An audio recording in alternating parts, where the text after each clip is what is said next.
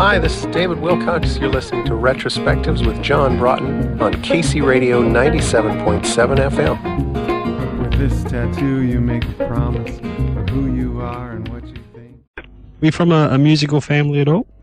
Well, there was a lot of music, although not played on instruments. The recordings that we listened to were really eclectic and bizarre and wonderful, and huge record collection my father had. So I grew up with a lot of music around, yeah.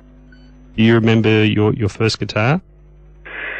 You know, I didn't start playing guitar till I was 18, and it was when I went off to college, and there were lots of guitars to borrow in the dormitory, and so I started out having a really a great selection of good guitars, and so I got spoiled early on. Good. I believe in your younger days you spent some time as a street musician. That's true. I appreciate what that taught me. In terms of the writing, to make the writing very compelling so that just a few lines can grab someone's attention. And in terms of the spiritual foundation of, you got to have a really good reason to be out there, because otherwise it's too depressing. And a foundation like that will sustain you through the tough gig. What about in terms of performance skills and stagecraft? Did you certainly learn some tricks in those days that you still carry with you today? Yes.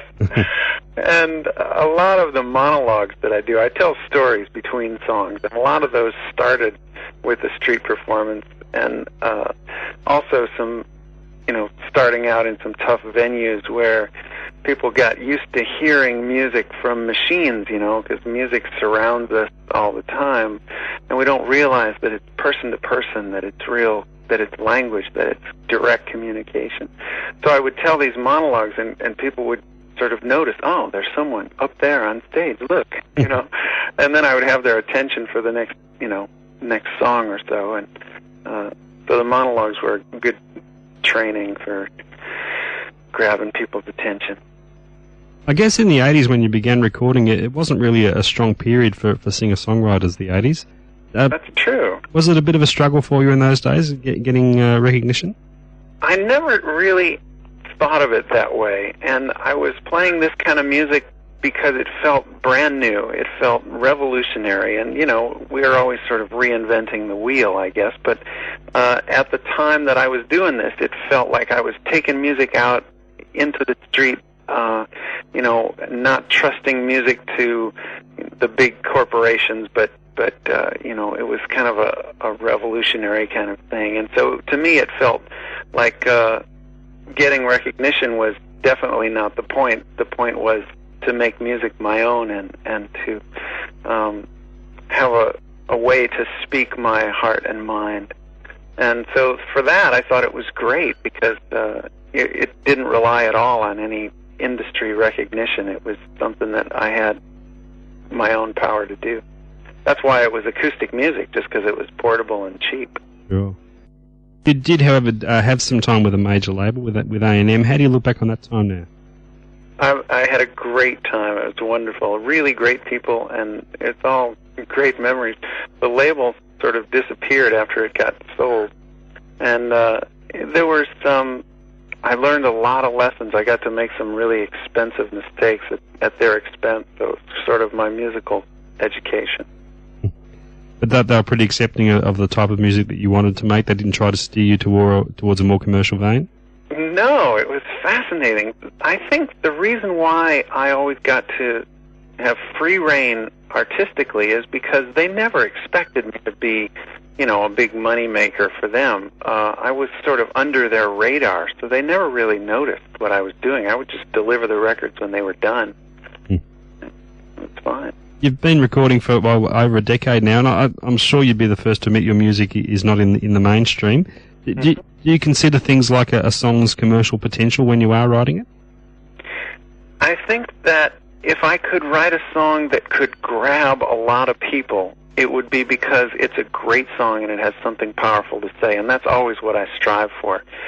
And whether or not it gets played on the radio, I think is really not my job to worry about. That's more trying to second-guess fashion and trends and stuff, and I just try to speak what's true for me. And a lot of what happens with, the timing and the luck of that is beyond my control, so I'm not going to worry about it. But I do love to craft a song that is compelling and reaches people. Yeah.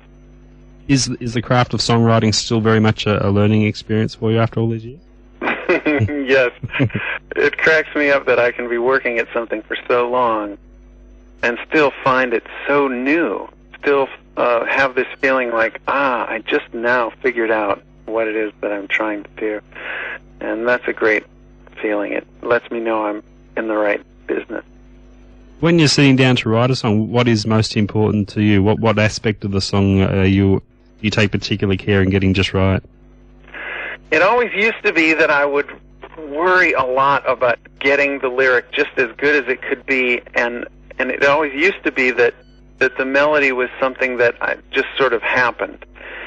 And now I'm working harder at melodies. I'm writing melody first and making the melody as compelling as it can be, and that way I don't.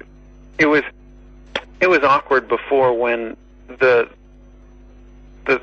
lyric would be so beautifully crafted and the melody was just, it sounded a little like something else that I had done, or it just didn't really have the same magic as the lyric. So I've learned that I've got to work on that first, get it as good as it can be. So your priorities there have changed a little bit over the years. Yeah. And also, I think for me, setting words to music is better for the lyric. Language needs to stretch a little so that it can kind of crack in the right places and kind of get the light shining through the cracks. If language is stretched, it sometimes can mean more. Whereas for me, with the skills that I have, stretching a melody around words doesn't make the melody better. I read where you feel your songwriting is developing into a more simplistic manner. As a listener to other songwriters, is it the simple approach that you prefer? This is a new thing for me, and it's a simplicity that has some explaining to do, because for me, a simple song that doesn't have a lot of depth to it isn't really satisfying. But what I discovered is that I can get a complex character, a complex story, and a complex emotion into a song, and if I keep working at it and keep distilling it down, eventually the song does become simple again. It becomes so concentrated, and the lyric so succinct, the right line in the right place, that it does read true. I mean, people can really get it the first time, even though it's a pretty complex idea. So it's that kind of simplicity that I was after, the simplicity that comes after already grabbing a complex idea. Now, you toured solo for many years before taking a band on the road. Was the transition a smooth one for you? It was really fun. I learned a lot, and I would do things really differently.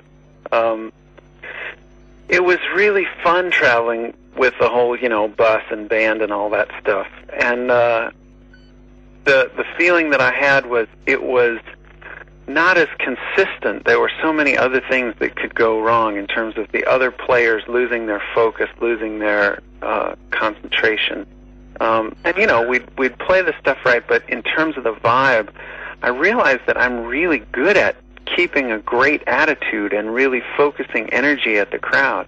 And I didn't realize how rare that skill was. I took out these other players who were great musicians, but didn't have that live thing, didn't have the vibe, didn't have the way to really tune into the crowd. They were just playing what they played and playing it well, but they were inconsistent in terms of the real magic on stage. So some nights were great and some nights were just, mediocre, going through the motions, in my opinion. And I learned a lot about consistency and about, I was kind of teaching them. They were teaching me a lot about chops and about, how to play in the pocket, because I'd never played with a lot of other people before. But I was teaching them a lot about subtext, about the message underneath the lyrics, the message that comes through the eyes and not through the sound. So it was a fun time. You think that's something you might like to dabble in a bit more later on? I would love to travel with other musicians, yes, and I think that will happen. I do it for local gigs when I travel just, in a van, but most of the time I'm flying, and it's just not cost effective. If a bus and a band, it just soaks up all the money at my level. So. Is touring at a comfortable level for you? Would you like to spend more time on the road, or are you happy with the level of touring that you do? Well, right now it's a great balance. I'm out about 10 days a month usually, and I love that because having it be consistent throughout the year keeps it so that the travel inspires the writing, and I like being out playing because it makes me want to write more. It makes me, especially if I have a run of gigs and then have one of those tough gigs, the last night, that's the best for my writing, because I come home with this feeling like, I got to get more songs. There's got to be some way to reach them. And so I come back with a fired up attitude about writing again. Although your records don't sell in the millions, you do have a very loyal and strong band of fans, a good fan base. That must be encouraging to you. It is. It's really amazing to me. I got sort of this blip of airplay, probably 10 years ago, and the size rooms that I'm playing and the size crowds that I'm playing is just sort of steadily increasing, but slowly. And that's not the norm at all. Usually if you get one blip of airplay and then it pretty much goes away, the crowds go away too. But my crowds have kind of built just sort of word of mouth, and people keep coming back because there's more than just an interesting sound. There's the ideas that I'm getting across.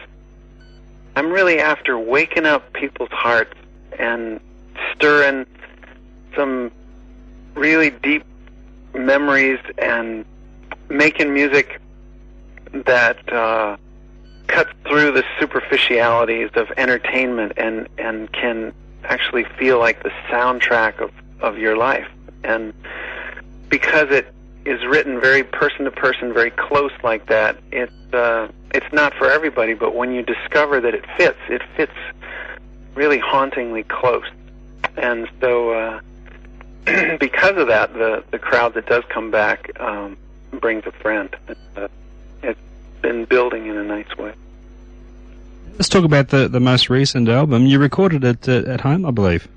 Uh-huh. Yeah, that was there were a lot of distractions, but it was good.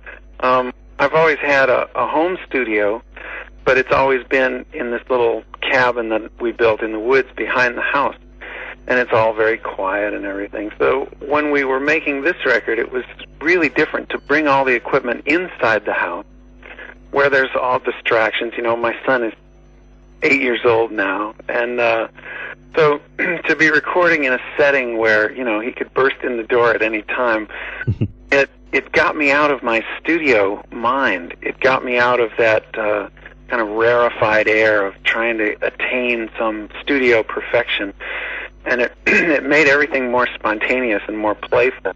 And we got some real momentum because of that, and it's really suited the songs. This particular record, I was writing in a real different frame of mind, and the songs came out much more playful, and so this kind of setting was best for it.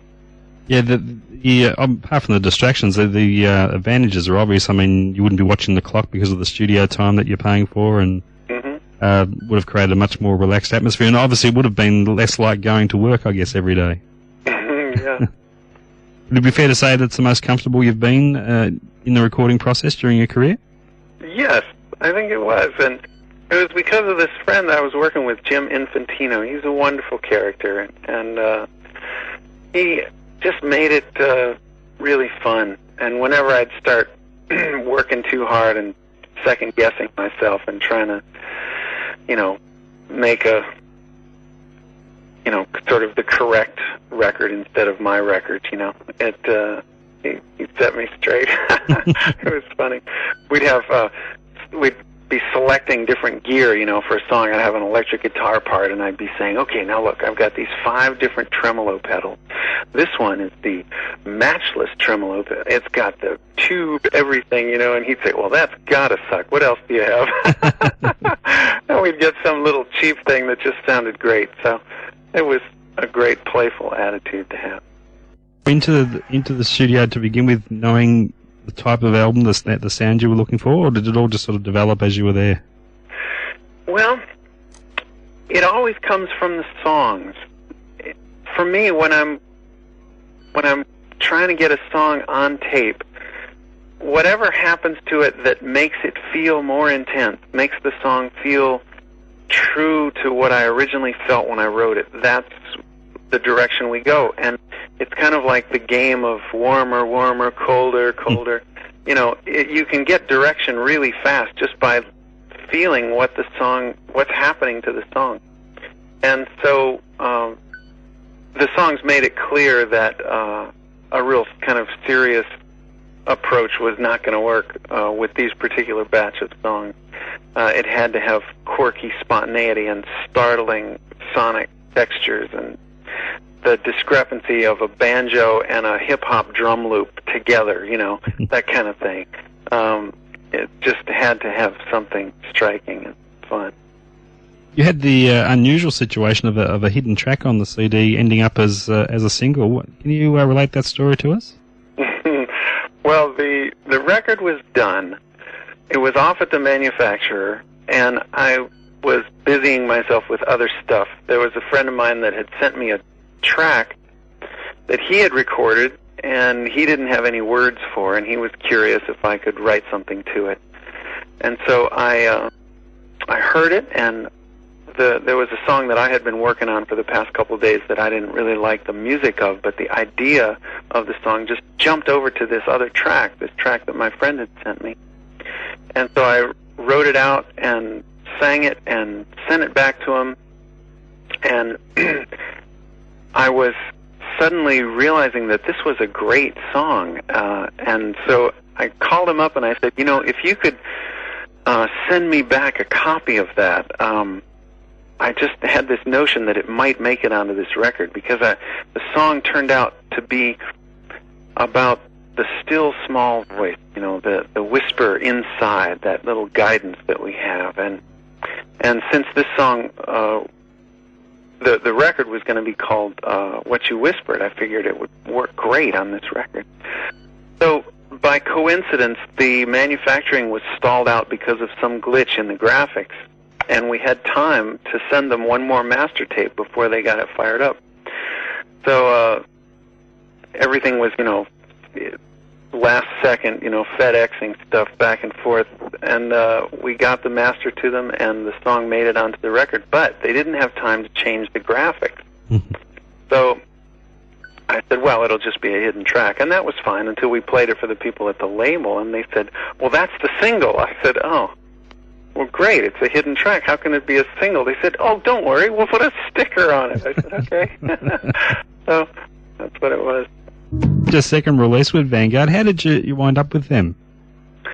There was a lot of choices when I was looking around for the next label, and the guy who does their A&R, his name is Steve Buckingham. He came to visit in Asheville, where we live, and it was great meeting him. He's a real music person. He's not just a number cruncher kind of a guy, And that feeling, it was the same kind of feeling that I had when I first went to A&M, when they were very much alive and autonomous, had their own kind of direction and not just owned by some, whiskey money. And so the beauty of talking to him about music is it's inspiring. I wound up making that first Vanguard record with Steve in the studio. He produced it, and that was the record called Underneath, which he really loved working on it, and it was just a great way to get to know everyone at the label. So I like them there. They're good folks. It must be a great feeling to be with a label with such a great tradition in folk music too. Yeah, and it's interesting because it's really a new label, and yet it was kind of reinvented in its own image. The people who are running it now bought it after it had been really not in operation except for the back catalog for decades, I guess. And so they wanted to start the label with its original kind of vision, and Steve is a great guy to do that. He's gotten a lot of awesome music in that original tradition of Vanguard, which is to find music that's, not for everybody, but it's great quality stuff, and you can trust that if it's on that label, it's really got something to say. Now let's talk about your upcoming tour of Australia. It's the first time we've had the pleasure to see you down here. What can we expect live-wise? A good cross-section of your work? Usually I will play, 3 or 4 things from each of the 8 different CDs, and also a bunch of new stuff that's not recorded yet. And the thing that's unusual, if you've just listened to my recordings, there's a lot of stuff that is just the spoken word and the stories and the introductions that weave the songs together and make it so that it isn't just a 4-minute song and a 3-minute song, but it all kind of, one song kind of informs the next one, and it has a real flow to it. That's the thing that makes it unique, and it's different for each night because I'm really listening to the crowd and what the crowd needs. And after you've done this for a long time, all the details become more automatic, and you have more time to think about what it is you're really doing. And the real instrument you're playing is the energy of the crowd. The real instrument you're playing is that whole reflecting back what the crowd is feeling and focusing the emotion as you move from song to song. And that's what I think I'm pretty good at. I've had a long time to dial it in, and I enjoy it. And when you are testing out new material on the road, that sometimes a song can change from how you originally envisaged it when you finally do get back to record it? Yes, and mostly what I discover when I take out new material is there are songs that either work right away and everybody gets them, or there are songs that just don't. And I've discovered in some cases that there are songs that work in a few places geographically and don't work anywhere else. Like, for example, on this, the 2 records back, Underneath, there was a song called Down Here. And it's a song about the camaraderie of the outcast. And it's a song that started with this quirky little T-shirt. The college that I went to was kind of a fun little hippie school, and one of the unofficial school T-shirts said, Willy Wonka College, we're all here because we're not all there. And the lyric of the song talks about, down here we always have each other, and that's how we know that we have this sort of camaraderie. And the song is reflecting on being outcast, being a good thing, and the people of the mainstream sort of looking in on the outcast with these longing eyes because the outcasts have their own sort of subculture.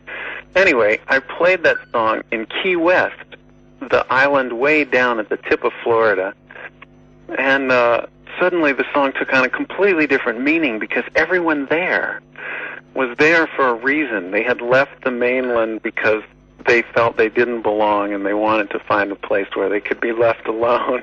And playing that song down there, it suddenly became sort of the anthem of the night. It was huge. And that song was always, just a few people would understand it when I played it in a normal setting. I'm looking forward to seeing what happens when I play that song in Australia. I think it could be fun. We'll see. Now, in addition to your concerts, I believe you're doing some guitar workshops here as well. Is that right? Yeah, Is that something you do a bit of over there? I do, and what I have to offer in terms of guitar is unusual stuff because I play in a lot of different tunings. I switch the guitar around so that it's like a different instrument, and mostly what I can offer to people at a guitar workshop kind of setting is encouragement to let the guitar surprise you again, instead of always wanting to be in to know exactly what you're doing on the guitar. There's also time to be surprised, to let the guitar take you places you haven't been, and then try to figure out how you got there. There's the advantage of changing around the tunings is that all the patterns that you've learned somehow change, and everything becomes fresh again. So that's probably one of the things I will talk about at this guitar workshop. We'll see. You find yourself sometimes in a situation where you do have to focus on teaching guitar to others, that it sometimes helps you sharpen your own skills up again? That's especially true with songwriting. That's why I love to teach songwriting. Huh? And with guitar stuff, it doesn't so much because mostly what gets my guitar playing better is just playing more. And instead of teaching what I know, just stretching out and finding what I don't know. But in terms of songwriting, it does help a lot to teach because it reminds me of my vision of what I'm really trying for. Just to finish up, David, what's on your books after you leave us in April? There's a bunch of gigs that I really don't know about until they roll out of my fax machine. One of the real joys of having all this sort of management and booking agent and all this kind of stuff is that I can concentrate on singing and writing.